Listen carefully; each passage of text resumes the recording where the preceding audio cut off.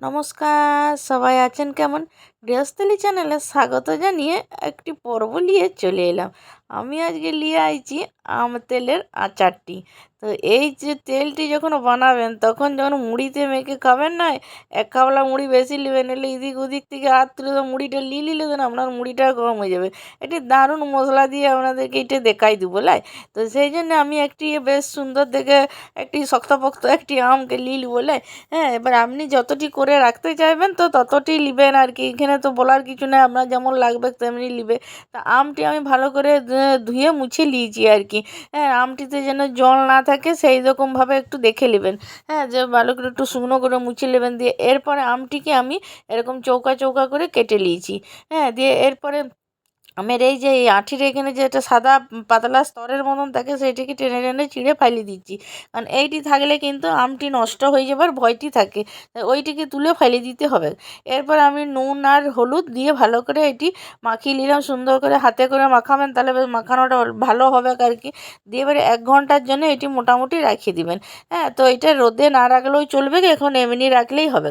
আর এইটি একটি আমি 4 চামচ নিয়েছি মোটামুটি। হ্যাঁ, মিডিয়াম সাইজের যে চামচ সেই চামচের মাপেই কিন্তু আমি এই মশলাগুলি নিচ্ছি। তাতে আমি 1 চামচ জিরা নিয়েছি আর প্রায় 1.5 চামচের মতন মৌরি নিয়েছি। আর এই একটুখানি 1/4 ভাগ আমি মেথি নিয়েছি, 2-4টা দানা। এরপর যেটি দিতেই হবে, হ্যাঁ, এই আমের তেলে, সেটি হচ্ছে জোয়ানটি। জোয়ানটা কিন্তু আপনার জিরা আর মৌরির চাইতে একটু বেশি দিবেন, তাহলে বেশ ভালো হবে আর কি। আর 2টি শুকনো লঙ্কা দিবেন। এবার আপনি যদি অনেকটা বেশি করেন তখন সেই অনুযায়ী আপনি মাপটা করবেন। এখানে মাপটা মানে আমি যতটুকু নিয়েছি সেই আন্দাজে আপনাকে মাপটা বললাম। এরপরে আমি একটি কড়াই বসিয়ে দিয়েছি। কড়াইয়ে আমি শুকনো লঙ্কাটাকে ভালো ভেঙে পর দিলেও আপনারা গোটাও দিতে পারেন। হ্যাঁ, তো এরপরে শুকনো লঙ্কাটা একটুখানি ভাজতে সময় লাগে, তো সেজন্য আগে শুকনো লঙ্কাটা দিয়ে দিলাম। এরপরে বাকি মশলাগুলো দিয়ে দিলাম।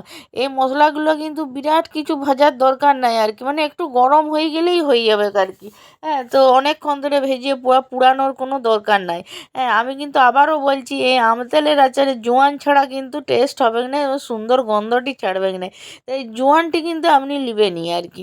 হ্যাঁ, তো এই দেখুন আমার হয়ে গেছে। এরপর আমি একটি শিলনোড়ায় এটিকে, হ্যাঁ, একটা দড়দড়া গুঁড়া বলে না সেরকম, আপনারা মিক্সিতে চাইলে মিক্সিতেও করতে পারেন বা হামাল দিস্তায় করতে পারেন। এটা তো হালকা গরম আছে, তাই চট করে হামাল দিস্তাতেও হয়ে যাবে। হ্যাঁ, তা আমি এটা শিলনোড়াতে নিয়ে নিয়েছি, দিয়ে এবার এটা সেই দড়দড়া গুঁড়া আছে না সেরকমটি করে নেবো। তো আপনাদের যদি এগুলি ভালো লাগে তাহলে কী করবেন, লাইক করবেন, আর আপনার মূল্যবান মতামতটি আমার কাছে লিখে যাবেন। আর আপনারা কেমন করে আচারের তেলটি বানান আমার সাথে এটি কিন্তু আমাকে জানাতে ভুলবেন না, এলাই। দিয়ে এরপর দেখুন 1 ঘন্টা যে হয়ে গেছে, 1 ঘন্টা পর আমি এখানে চলে এলাম। হ্যাঁ, দিয়ে এরপরে এই যে মশলাটাই দেখুন আমি ভালো করে দেখাই দিচ্ছি কিন্তু বেশ, দেখুন দেখুন হাতে করে তুলে দেখাই দিলাম, একদম দড়দড়া গুঁটা হয়েছে আর কি। হ্যাঁ, তো এরপর এটি ভালো করে আমি আবার মাখিয়ে নেব। দিয়ে মাখিয়ে নিয়ে মোটামুটি 1/2 ঘন্টার মতন এটা কিন্তু আবার রাখবেন। মশলাটিতে আমটি বেশ সুন্দর করে 1/2 ঘন্টার জন্য রেখে দিবেন, তাহলে আরও ভালো হবে আর কি। হ্যাঁ, আর এগুলি যদি বললাম তো এগুলি ভালো লাগলে আমাদের পাশে যে সাবস্ক্রাইব বোতামটা আছে সেটা কিন্তু টিপে বেল ঘন্টাটা ডং ডং করে বাজাই দিবেন, তাহলে আমি যেটি দিব তাহলে সেটি আপনারা পেয়ে যাবেন। হ্যাঁ, তো এরপর 1/2 ঘন্টা পর আমি আবার এসে একটি কাঁচের বয়াম নিয়েছি, কাঁচের বয়ামের মধ্যে আমগুলিকে ভরে নিচ্ছি। আম তেলের আচার বা আচার জাতীয় জিনিস কাঁচে রাখা, কাঁচের শিশিতে রাখাটাই ভালো। তো সেক্ষেত্রে আমি সেই জন্য আম তেলটি এইখানে কাঁচের এই বয়ামটি নিলে এরপর যেটি মাস্ট সেটা তো লাগবে কি আর কি। বুঝতে পারছেন কি আমি কি এরপরে লাস্ট জিনিসটি কি দেবো? তো তা দেখতে থাকুন, না দেখলে হবে কি করে।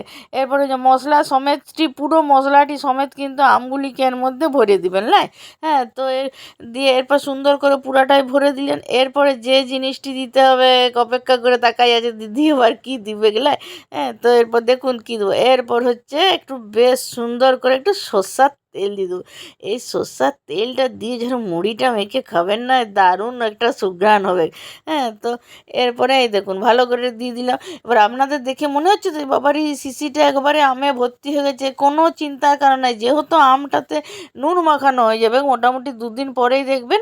হ্যাঁ, আর আমটা বেশ নরম হয়ে নিচের দিকে নেমে গেছে, তো শিশিটা অত ভর্তি লাগার কোনো কারণ নেই। এবার আরেকটু সর্ষার তেল দিয়ে দিলাম যাতে আমগুলো ভালো করে ডুবে ডুবে যায় আর কি। এটা ডুবে থাকলে তবে তো ভালো লাগবে।